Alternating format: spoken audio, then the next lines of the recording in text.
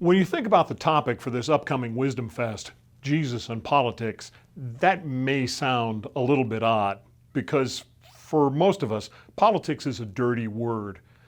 I mean, we get this idea, and it's a lot of times justified, of self-interested, hypocritical, two-faced politicians trying to manipulate us with their words. So we thought that it would be good for this Wisdomfest to lay out some basic definitions so that we can kind of get a framework for what we're talking about. And as a matter of fact, scholars who study political science have a hard time coming up with a definition themselves. There are a lot of different ideas. Some are overlapping, some are directly opposite. But we've kind of grouped them together in 4 basic definitions. So let's go through those. The first definition is what I'd call the classical definition, and it's concerted action for the good of the whole. This definition comes from Aristotle, as a lot of definitions do, as a matter of fact. He viewed politics as intrinsically tied to ethics. Politics had to do with what was good. He said that man is by nature a political animal, and man knows the difference between right and wrong, good and evil. And it is in a partnership that men begin to forge homes and city-states that achieve the good for the whole. This classical definition of politics, tied to ethics, stayed around for quite a while. In fact, it's still around today in some senses. But it gave way to another idea around 1500. A more of a realist idea. That comes largely from Machiavelli. He says, in effect, that politics is the skillful use of power for the benefit of the state. He doesn't really care about ethics, doesn't care about good and evil, right and wrong. What he cares about is benefiting the state. You do whatever it takes as a leader to advance the interests of the state. Now, honestly, there is some good practical advice in Machiavelli, but he's not really concerned about achieving goodness. Not for most people. Those thoughts really don't enter into his politics. He says that men will never do good unless necessity drives them to it. So it's the job of the leader to figure out how to drive men to do good. This realist definition kind of devolved a little bit into the common idea that most of us have about politics, and that's our third definition, this popular definition that really equates politics with partisanship.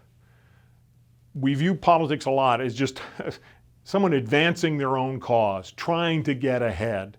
In fact, that's what Samuel Adams called politics, really nothing more than trying to get ahead in life. And when we talk about phrases like office politics, politicking, things are really getting political. We're really talking about this partisanship idea. The affairs of state don't really have much to do with it. And that's where most of us are. So these 3 definitions, the classical, the realist, and the popular, are kind of the immediate definitions of politics that are floating around out there in our culture. But there's one final category that we need to talk about. We could call it the ideal or the ultimate definition of politics. And it was set forth most clearly by Augustine, who was writing about 400 AD. Around that time, the Roman Empire was beginning to deteriorate. And even though Christianity was the official religion of the Roman Empire, there were a lot of pagans who thought that things would be a lot better if Constantine hadn't hooked them up with Christianity. They thought Christianity was to blame for Rome's decline. And so Augustine wanted to explain that, and he went into detail on this topic in a book called The City of God. He talked about a city of God that was the ideal for believers, the ideal good for believers, picking up on that idea from Aristotle.